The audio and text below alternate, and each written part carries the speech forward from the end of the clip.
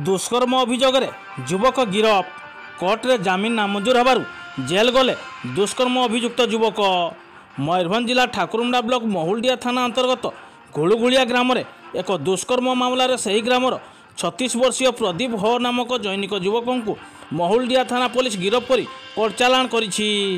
मिलिथिबा सूचना अनुसार घुलघुलिया ग्राम चतरी साहिर रवींद्र हो को पुओ प्रदीप हो 12 तारिख राति से ग्रामर घरे स्वामी नथिबार सुजोग नहीं जनैका महिला को जोर जबरदस्त दुष्कर्म करिथिला। स्वामी घर को फेरिबा परे एही दुष्कर्म मामलार विचार पई गाँव में एक बैठक बसीतिला। मात्र घटनार समाधान परिवर्ते अभियुक्त प्रदीप महिला स्वामी को आक्रमण करिथिला।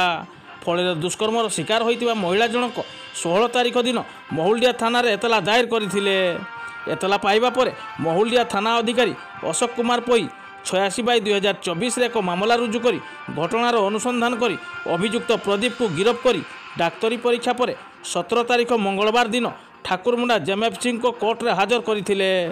जमीन नामंजूर होबारु अभियुक्त प्रदीप को जेल हाजत को पठाई दिया जाइछि। मयूरभंज ठाकुरमुंडारू शेख राजू को रिपोर्ट एसआर न्यूज एक्सप्रेस।